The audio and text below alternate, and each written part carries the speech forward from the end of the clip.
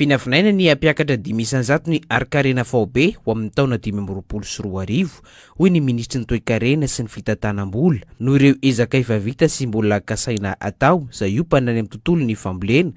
Efa voafatra ao anatin'ny vinavinany teto bolam-panjakana ny vidanana ireo masomboly ampiakarana ny fambolem-bary eto Madagasikara raha nambaran'ny Rindra Simbelo rahabariny Irina Arsan nandritra ny fampahafantarana any Antsipriany ny volavolan-dalàna amin'ny feno teto bolam-panjakana 2024 teny amin'ny anteny Rapirenena teny Tsimbazaza. Tanjona ny amikaram-bary 7 hatramin'ny 12 taona isaky ny hektara.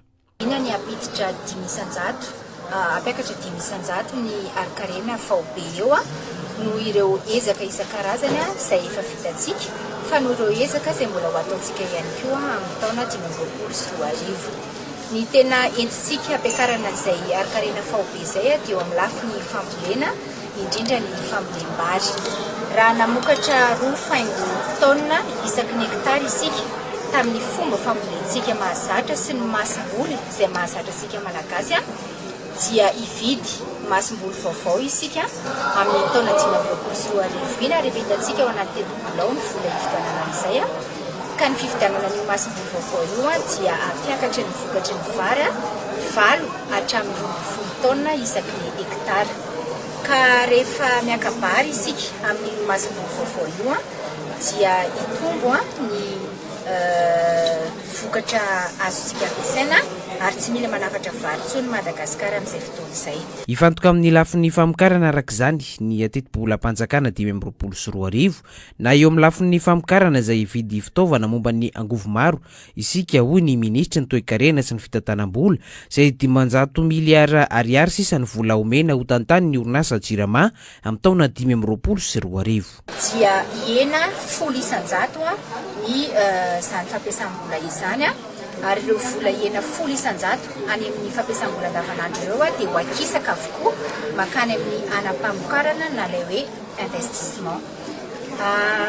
Itodika bebe kokoa any amin'ny fampiasana vola ho famokarana zany ny fitondram-panjakana amin'ny taona 2024 ka zavatra lehibe anankiroa no tena ifantohantsika amin'ny taona 2024. Ny voalohany dia eo amin'ny lafin'ny jiro izay fahitantsika moa efa iainantsika rehetrarehetra ny olana makasika an'izany jiro izany. Ka raha ohatra ka fanampiana ara-bola foana no namentsika ny Jirama hatramin'izay hividanana solika nefa tsy mahafa-po mihitsy ilay service izay omen'ny Jirama dia hanova famindry isika amin'ny taona 2024 ka tsy fanampiana ara-bola no omentsika ny Jirama fa fanampiana ara-pitaovana. Fa lasa manao fandanim-bola any amin'ny zavatra tsy ahitana voka-tsoa ny mpitondra fanjakana raha ny voafatra ao anatin'ny teto bolam-panjakana 2024 ity hoy ny solombavambahoaka voafito amin'ny distrika Anarivomamo Rajery Antoine. Lafin'ny fambolena izay miompana any amin'ny ahafahana mampidi-bola be indrindra amin'ny tapim-bolam-panjakana sy ny lafin'ny jony no tokony imasona.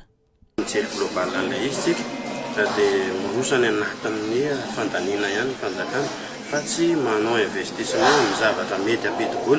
Zavatra mety ampidi-bola andiko resahana mampidi-bola ho anaty tapim-bola malagasy ary mampidi-bola ihany koa ho an'ny vahoaka malagasy izay teraka fivoarana sy fandrosoana.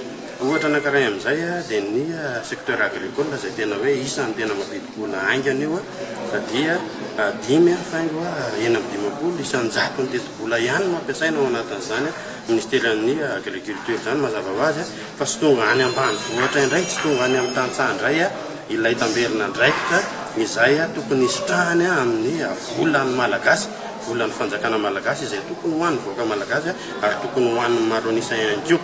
Io ihany koa no hoe raha mijery global ilay teti-bola ihany koa isika dia mahita tsara mihitsy fa misy ministera toy ny hoe ministeran'ny pêche ohatra na ny jono sy ny ministeran'ny mine izay tokony secteur anankiroa afaka tena mampidi-bola goavana ao anaty tapim-bola malagasy nefa raha jerentsika ny teti-bola ampiasain'izy ireo manodididina ny 100 ihany koa amin'ny teti-bola dia izany zavatra izany ny mampitonga antsika eritreritra foana hoe mbola tsy hisy le fivoarana, mbola tsisy le fandrosoana.